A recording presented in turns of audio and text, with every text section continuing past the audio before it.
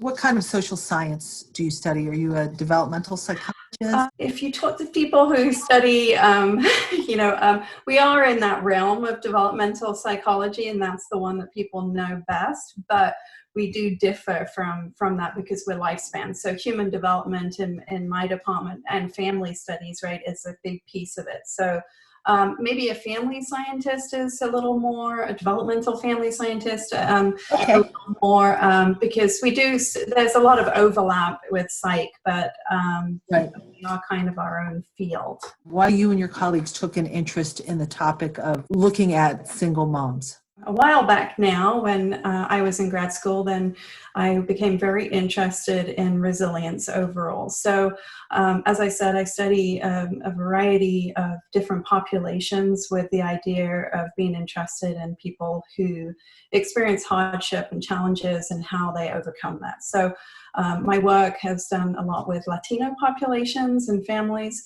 And in grad school, I also was very interested in single parents, partly out of personal experience. I was a single mom at the time when I was in my graduate program, but there were also a couple of other single moms in my program. And it was just interesting sort of thinking across our own experiences that were very different, and then reading about the research that existed that was not very helpful for single moms, because it was based typically in comparing single moms to two-parent families, and that wasn't a very helpful comparison.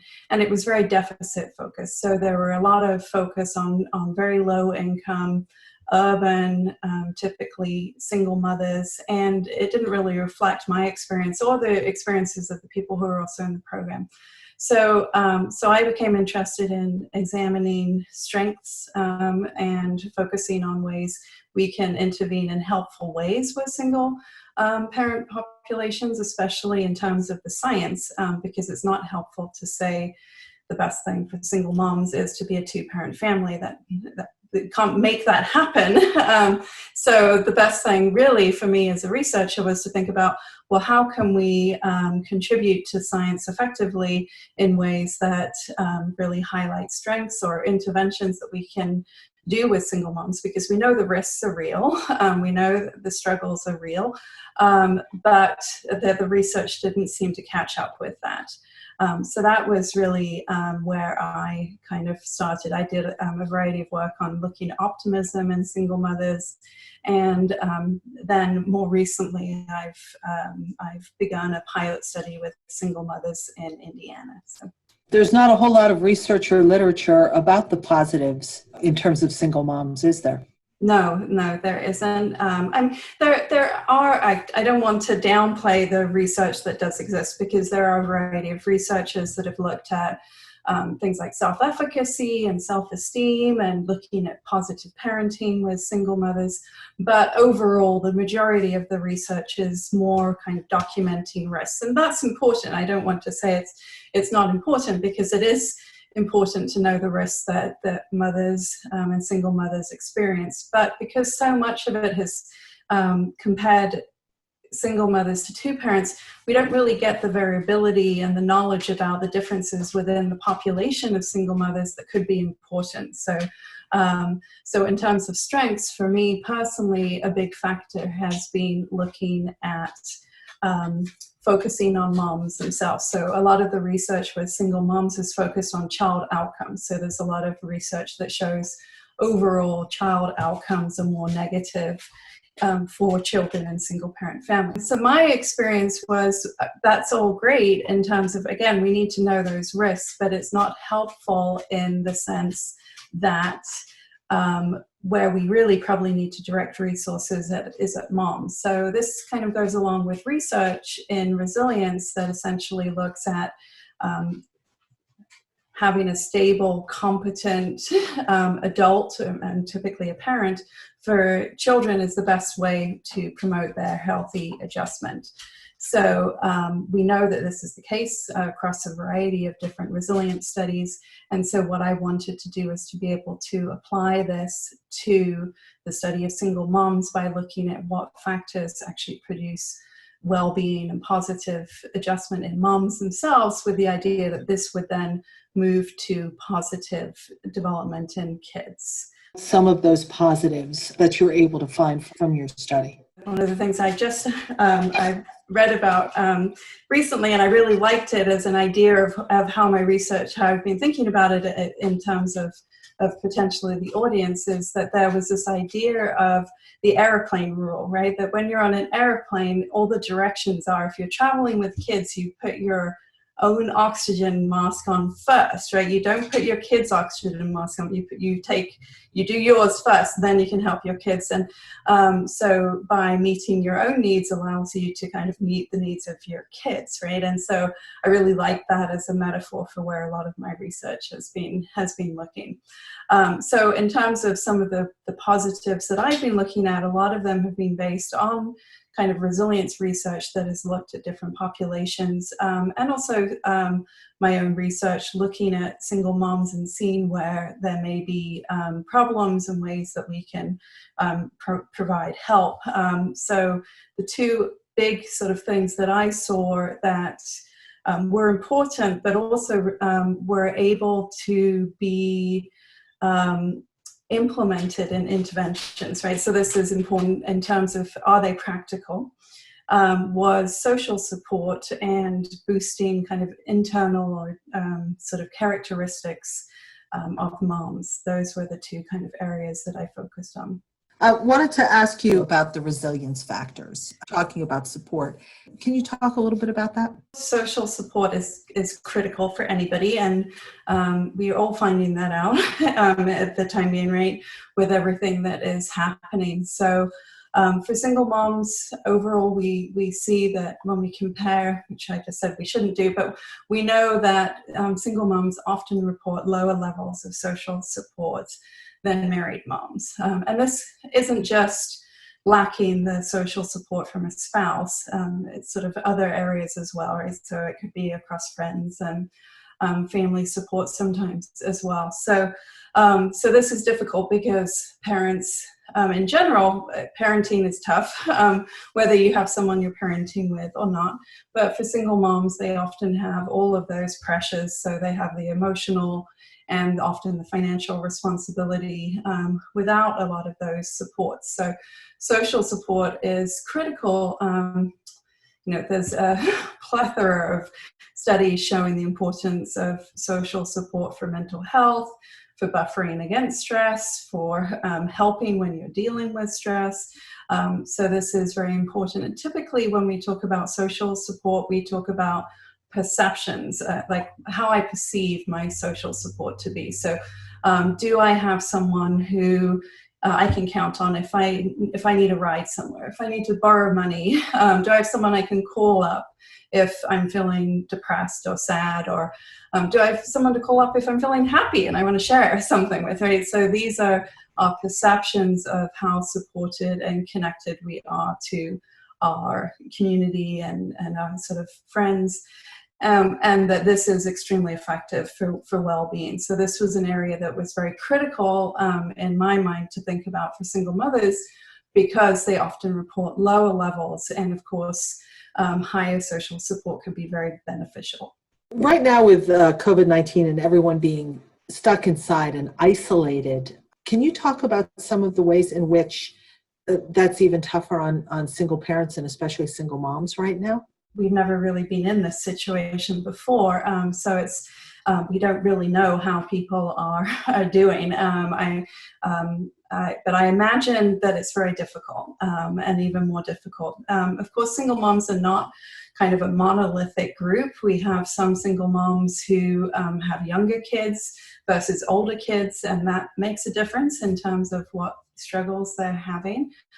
We also see that some single moms may be trying to juggle working full time. Some single moms may have lost their jobs, so they're dealing with higher levels of economic stress. And so these differences, the context is very important, right, here. So I imagine, though, in general, that this is a very stressful time, whether it's higher levels of economic stress, higher levels of pressure for work obligations, or juggling that family sort of work balance, and of course being cut off from a lot of social support. So the studies and research that I've done with single moms, the single moms that I've taught to, so many of them really reported family, and especially their parents and even grandparents, as being very key factors in their social support network. And so because people are having to stay at home, and we're worried about visiting, right, as visiting older, potentially visiting older parents, especially if we have kids, then essentially this means that this very important piece of social support is lacking for a lot of the single moms that are out there, so they have even less support, and that's pretty worrying in terms of them already having lower levels. What kind of impact could that be having, and do you have any suggestions for moms who are going it alone right now? I think there's a lot of mental health problems that could be triggered, and by this experience and having less social support. I think there's probably a lot of anxiety in terms of economic stress and these sorts of things as well. And in terms of recommendations, I think it kind of goes back to my the airplane metaphor, in terms of really reminding moms to take care of themselves. So this self-care being very important.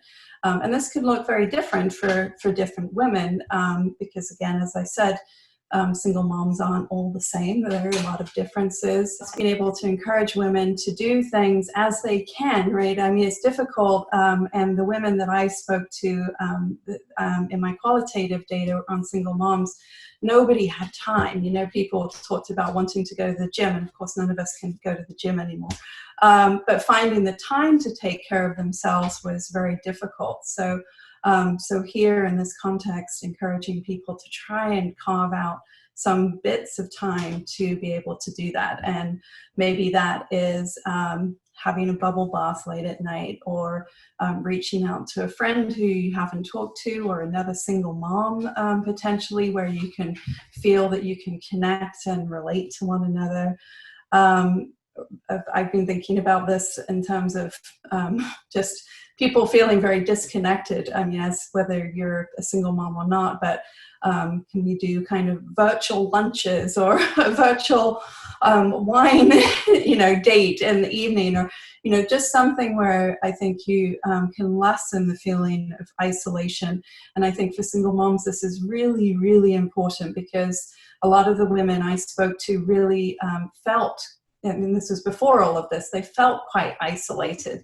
And so they really need this encouragement to try and make time for themselves. And a lot of them felt guilty about this. So this would be probably my second advice is, self-care, but don't beat yourself up, because yes, maybe your kiddo is watching the second Disney movie in a row, so that you can keep sane, and that's okay, right? Or your teenagers, too much on social media, and you want to avoid those battles. I think the most important thing right now is to try and be good to one another, to communicate with your children, to explain what's happening, to explain how you're feeling, so that they understand that you're also stressful. To apologize. Nobody's perfect. Even for me as a developmental scientist, we've all behaved in ways to our kids, or we know how we're supposed to parent, but we don't always do that.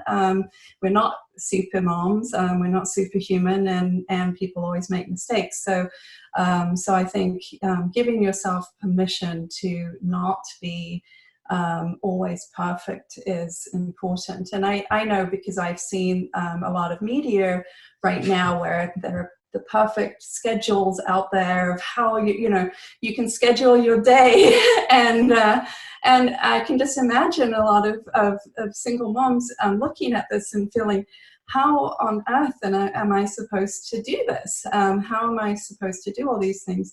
And the answer is, you're not. You're not. And this will pass. I think everyone, needs to realize, like, we're not going to live like this forever, and you're not going to be perfect right now. And so that would be kind of my advice. But in terms of being more research based, I think that social support is just critical.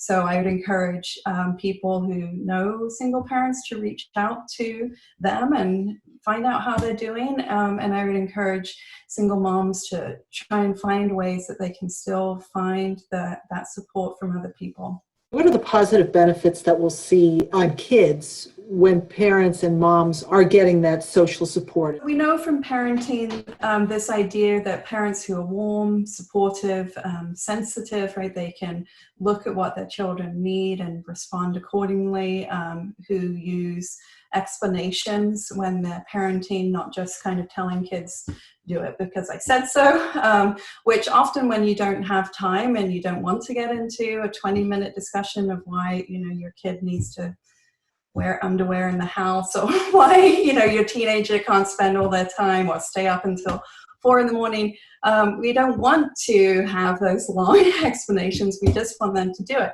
But I think if we can kind of parent in a more sensitive way, this ends up fostering positive parent-child relationships.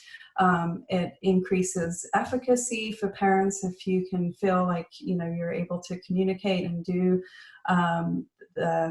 be able to tell or explain to your kids what you need from them, and importantly, most importantly, is sort of that warm relationship with your kids. And I really I'm excited to look at this in my future work. But what I noticed, and this is really just from what I am noticing, not from real data analysis right now, but most of the mothers who I spoke to really talked a lot about the bond they have with their kids, their feelings of closeness, and this was, I think, a real buffer for them, and I think is a positive here as well, that their relationships were very good. You have an article that I think has been published. I published a paper. I'd done some prior work with optimism as a grad student, and so this was looking at how single moms who were more optimistic, how that served as a resilience factor. So essentially, moms who were more optimistic had more positive parenting skills, and it also buffered them from the negative effects of economic stress on their mental health. So overall, it kind of lessened that risk for them. So I really like that. In terms of, I published an article in Child Development in 2017, and that was based on thinking about interventions, so ways we could be effective in actually fostering interventions that would be effective, so not just documenting research. And that's where I had sort of discussed the social support and interventions with internal characteristics. And this would be things like self-efficacy and optimism, other things like gratitude, and that are kind of strengths of the heart traits that can be fostered through cognitive behavioral therapy or group connections as well. So that was sort of my earlier work. And then I just finished collecting data with 200 women across Indiana. This is an online study just focused on strengths and well-being in single moms.